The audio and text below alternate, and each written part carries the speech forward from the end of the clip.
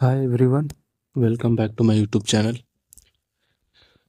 Finally seven island का GP rating के लिए फॉर्म रिलीज हो चुका है।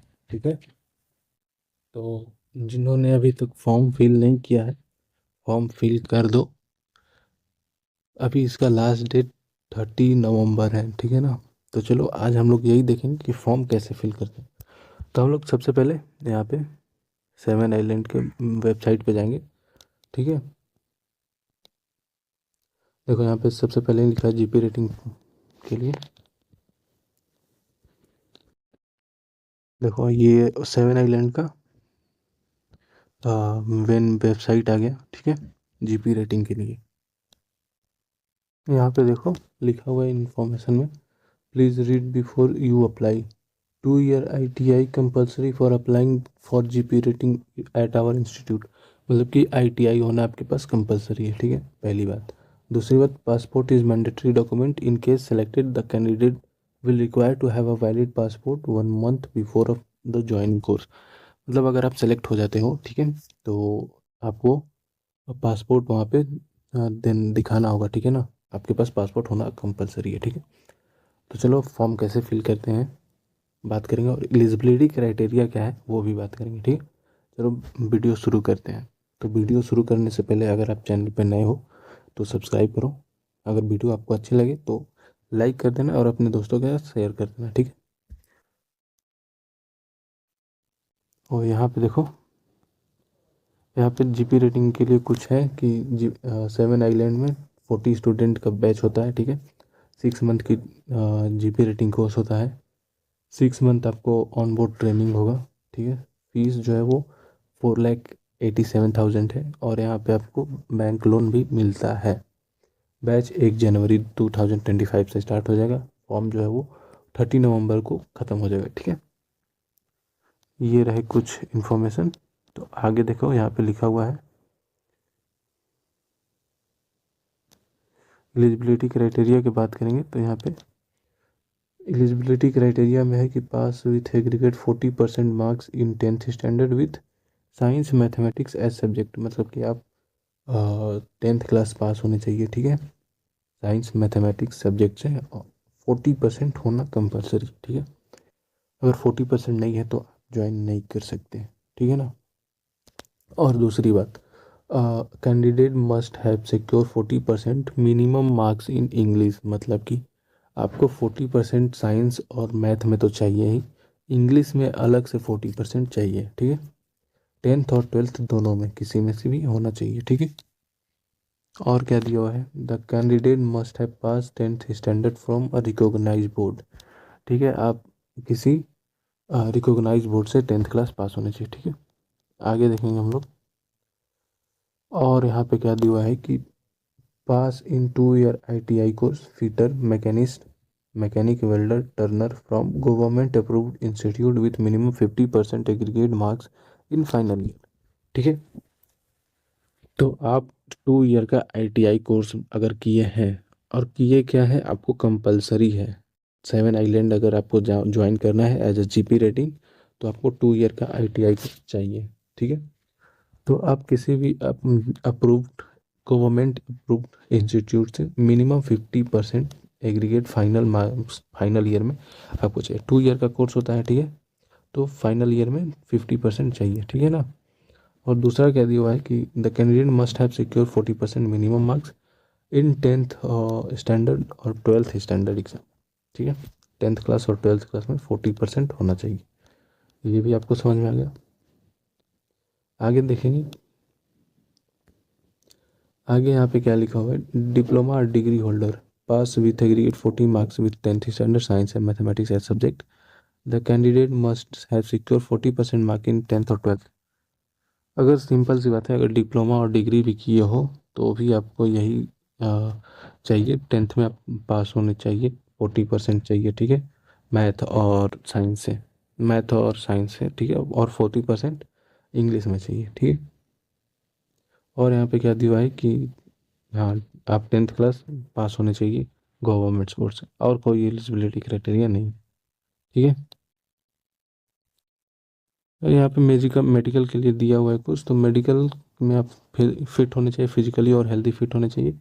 सी सर्विस एज पर STCW 2010 और MS मेडिकल रूल 2000 के हिसाब से आप फिट होने चाहिए, ठीक है। और अगर आप सेलेक्ट हो जाते हो तो मेडिकल के लिए आपको वो कॉलेज अपॉइंटमेंट डॉक्टर के पास भेजेगी, तो मतलब कॉलेज का डॉक्टर होगा एक, उसके पास को मेडिकल में पास भी होना पड़ेगा, ठीक है। चलो अब बात करेंगे हम लोग कि फॉर्म कैसे फिल करते हैं। तो यहाँ पे हम लोग ऊपर आएंगे तो यहाँ पे देखो लिखा हुआ है कि अप्लाई, ठीक है, इस पर क्लिक करेंगे। तो यहाँ पे क्लिक करने के बाद फॉर्म हमारा ओपन हो जाएगा, ठीक है। यहाँ पे लिखा हुआ है कि जो स्टार से मार्क है वो फिल करना मैंडेटरी है, ठीक है। तो चलो सब फिल करेंगे एक एक करके। यहाँ पे देखो, यहाँ पे आपका first name, middle name, last name, mobile number, date of birth, age, यहाँ पे ये सब फिल करना है, ठीक है। मिडिल नेम नहीं है मत भरना, है तो ठीक है, नहीं है तो कोई दिक्कत नहीं है, ठीक है ना। ब्लड ग्रुप फिल करना है, gender, email ID, marital status, nationality, mother tongue, Aadhaar number, PAN number और प्लेस ऑफ बर्थ, ये सब आपको फिल करना मैंडेटरी है, ठीक है ना। ये सब फिल करने के बाद हम लोग ऊपर करेंगे फिजिकल डिटेल में, ठीक है। फिजिकल डिटेल में क्या करना है, हाइट आपका सेंटीमीटर में होना चाहिए, वेट जो है आपका केजी में होना चाहिए, ठीक है। फिर उसके बाद फादर और गार्जियन में के डिटेल्स में चलेंगे। तो यहाँ पे देखो, फादर में दिया हुआ है नेम, ऑक्यूपेशन मतलब पापा आपके क्या करते हैं, किस कंपनी में काम करते हैं, उनकी पोस्ट क्या है, डेजिग्नेशन मतलब पोस्ट क्या है, अवधि, अवध जो भी बोलते हैं, ठीक है। पोस्ट किस पोस्ट में है, ठीक है। ईमेल आईडी, पापा की इनकम कितनी है, ठीक है।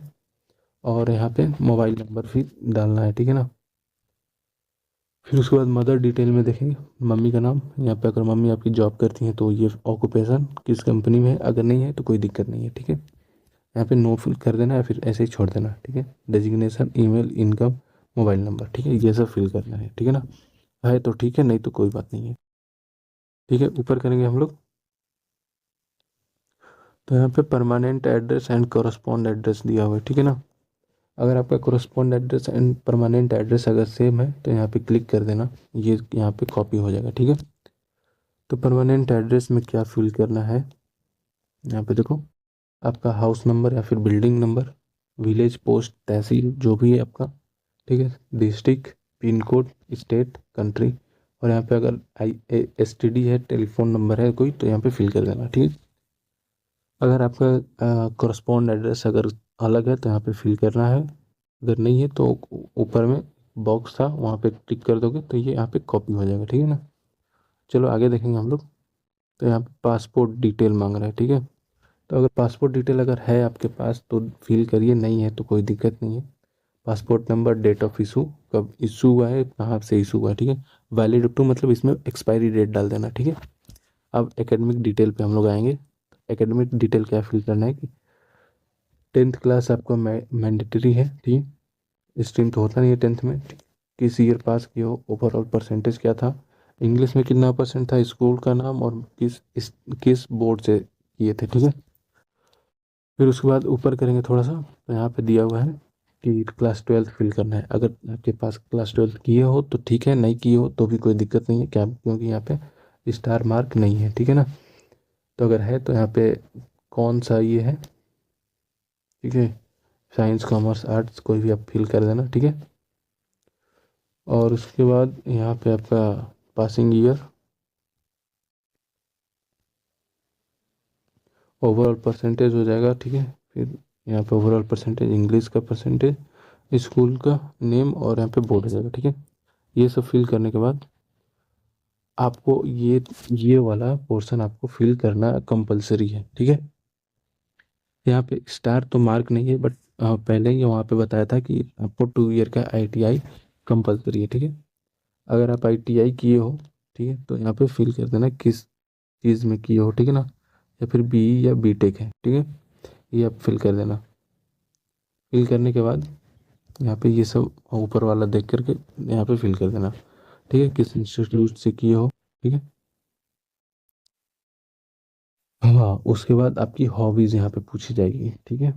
यहाँ पे हॉबीज़ में क्या क्या है, हॉबीज़ और अचीवमेंट यहाँ पे फिल कर देना, ठीक है। नहीं किए हो कोई भी, कोई हॉबी नहीं है तो छोड़ देना। आगे देखेंगे। यहाँ पे अदर डिटेल में क्या दिया हुआ है कि I intend to meet the expenses of course through, मतलब कि आप कोर्स का फीस कैसे पे करेंगे, ठीक है, बैंक लोन या फिर रिलेटिव रिसोर्स, ये सब, या फिर अदर्स, ठीक है, ये यहाँ पे फिल कर देना। फिर उसके बाद यहाँ पे क्या दिया हुआ है कि where did you hear about seven island, तो सेवन आइलैंड के बाद आप कहाँ से सुने, तो यहाँ पे दिया हुआ है ऑप्शंस में, ठीक है, ये सब कोई एक फिल कर देना, ठीक है। फिर और उसके बाद यहाँ पे क्या दिया हुआ है कि यहाँ पे आपका अपना फ़ोटो अपलोड कर देना, और यहाँ पे फ़ोटो अपलोड करने के बाद 500 रुपीज़ पे करना है, ठीक है। 500 पे करने के बाद आप यहाँ पे सबमिट क्लिक कर दोगे, आपका फॉर्म सबमिट हो जाएगा, एक कंफर्मेशन पेज मिलेगा, ठीक है, वो आप डाउनलोड करके रखना, जब भी आपका एडमिट कार्ड आएगा तो उसी में से डिटेल देख के आप डाउनलोड कर सकते हो एडमिट कार्ड, ठीक है। तो आई होप ये आपको समझ में आया होगा, ये वीडियो आपको हेल्पफुल हुई होगी, ठीक है। तो चलिए आज के लिए इतना ही, और इस फॉर्म का लिंक जो है वो डिस्क्रिप्शन में दिया हुआ है, ठीक है, तो डिस्क्रिप्शन में जा करके फॉर्म फिल कर देना। Thank you so much.